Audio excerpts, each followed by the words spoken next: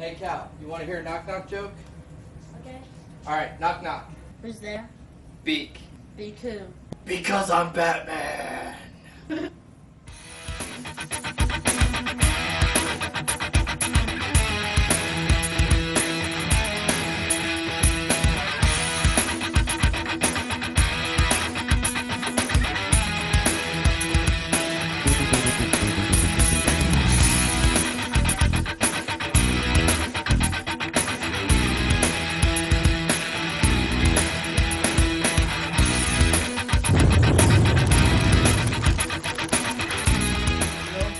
Heather. I'm Cal. And welcome to the Movie Files. So we just got back from seeing Batman vs. Superman, Dawn of Justice. And, wow. If you could summarize it in one word, Cal, what would it be? Fantastic. One word. I don't know about one word. A lot to take in. Alright, what did you think? It was a good movie. Well, I think that a lot of people thought that Ben Affleck was going to be horrible, and he wasn't. So this is the third superhero that he's done, and I don't think any of them were bad. So Technically, he didn't play Superman. He played the actor who played Superman. yeah, he was Superman. Also, Wonder Woman's supposed to be gigantic, as big as Superman and Batman, and she was skinny, and I don't believe she was very tall. She was very thin. So she was not what you'd think she was supposed to be. I liked Wonder Woman. I think she did fine. I think, Gal Gadot is not a very large woman, but I think in the costume, in the outfit, she looked good. She looked fine. I totally believed her as Wonder Woman. But don't waste your time sitting there watching the credits, because you're not going to see anything. Yeah, if you read online that there was supposed to be a post-credit sequence or something, there's not. But I thought that as far as Batfleck goes, I thought he was great. A lot of people are saying that this is not a sequel to Man of Steel. That's just idiotic. This is absolutely 100% a sequel to Man of Steel. It may not be a Superman sequel, because it's not only about Superman, but the events of Man of Steel have a profound effect on the plot of this movie. It is definitely, continued on from Man of Steel. It is certainly a sequel to Man of Steel. It continues the story of the DC movie universe from Man of Steel. So it definitely is. Anybody that tells you that it's not a sequel to Man of Steel, apparently they don't know what the word sequel means. And I thought that one of the greatest things about this movie is that for the first time in any movie, you actually get to see Batman being a detective. Batman has never really they've never really shown that detective part of him, but it's very present in this movie.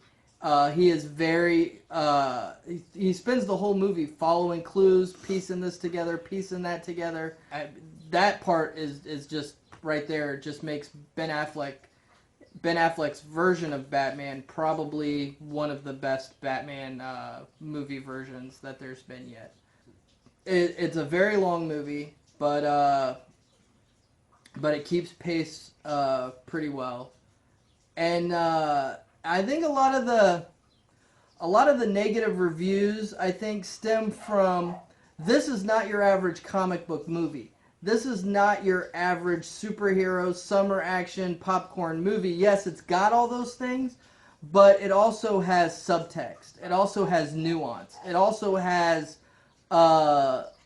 literary integrity that a lot of superhero movies don't have. Captain America, the Winter Soldier being like one of the very rare exceptions that I can think of that does have those things. This is a film. This is not just a popcorn action movie. This actually weaves a narrative, literary story. Like, this feels a lot more legitimate than a superhero action movie should feel. It doesn't doesn't have that Michael Bay Transformers quality to it that you get with mostly with the Marvel Cinematic Universe stuff. So yeah, sure, there are explosions, there are car chases, there is all of that, but then there's substance that these superhero movies usually don't have. And I think a lot of the negative reviews are coming from professional critics who are kind of offended that this movie is being a little more highbrow than a comic book movie has a right to be. Because it is definitely it is a piece of literature. This film, it's not just an action movie. There are times in the movie where you can see where this could have been expanded on, that could have been expanded on. There's not really a whole lot that I would have taken out of this movie. Obviously, there's 30 minutes of this movie that have been cut out that is going to be restored for the Ultimate Edition Blu-ray release.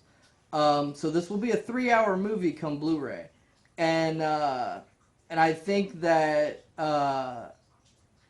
the Blu-ray will answer a lot of questions that maybe even some people don't know they have, because the movie does do a very good job of filling in any gaps that were taken out of it.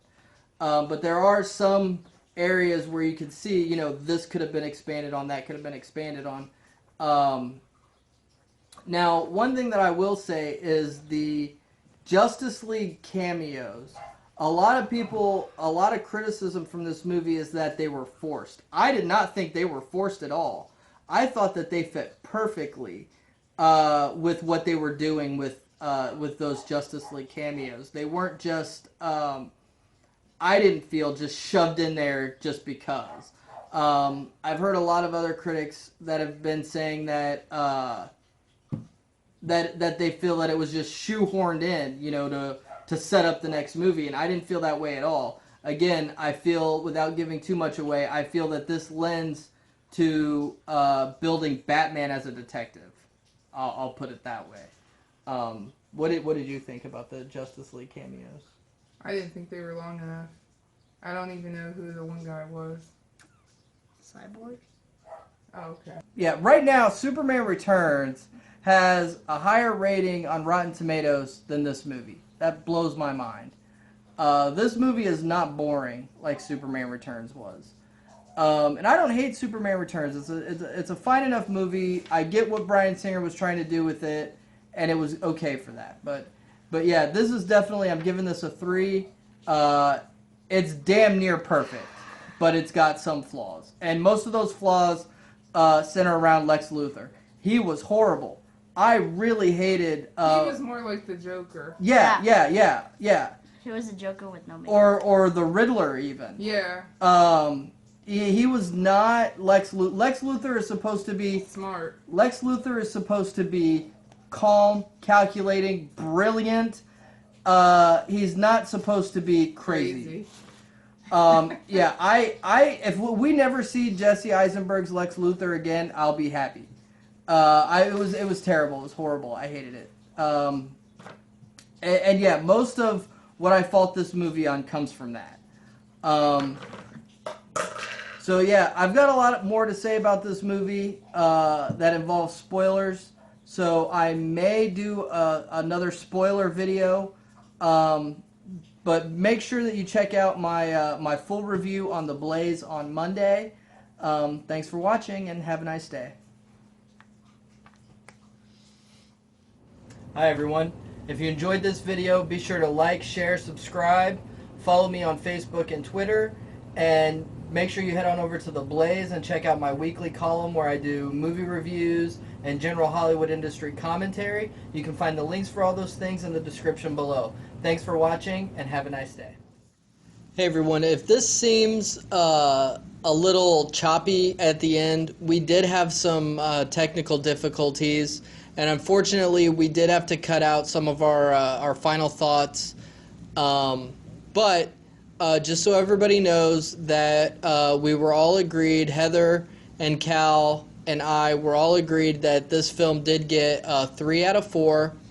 And that when they put the other stuff back into it, for the Blu-ray, for the Ultimate Edition, it's probably going to be a 4, but we can't rate a movie that we haven't seen. And that's pretty much all that we had to get cut out due to the technical difficulties. But please, I'm definitely, because we had so many problems making this video, and I don't feel that it conveyed all of my thoughts on the movie, I will be doing a spoiler-filled review for this week's Superhero Sunday, so please come back for that, and hope to see you then.